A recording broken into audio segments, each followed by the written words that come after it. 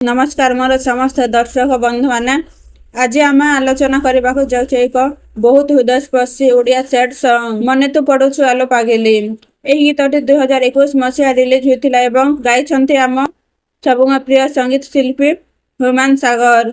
गीतर lyrics लिखिं Sunil Maharana और संगीत निर्देशना देते शुभांशु नायक। यह गीत Odia music record label release होता।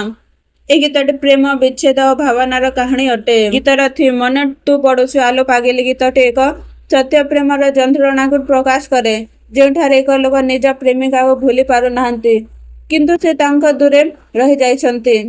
गीतर लाइन भल पाई तते भलरे थिली भूली जीव मते भाभी नथिली यह शुणिले हृदय छुई जाए। गीतर मूल विषय होछि एक प्रेमिका भावना जोठारे से तांको प्रेमिका को खोजुछंती एवं पुणी फेरिबा चाहूँगी।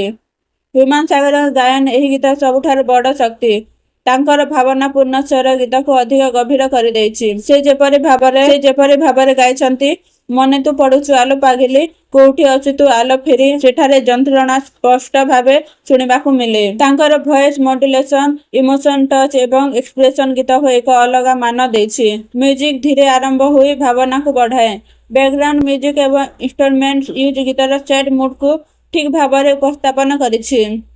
गीतर ड्यूरेशन प्राय 4 मिनिट 14 सेकेंड किंतु शुणा लगे जे समय शीघ्र चली जाए। गीतटी जो माने प्रेमर धोखा खाई किंबा विच्छेद अनुभव करिसंती सेमानंक पई एक असत्य भावनार संगीत। यह शुणिले पुराना स्मृति मन पड़े।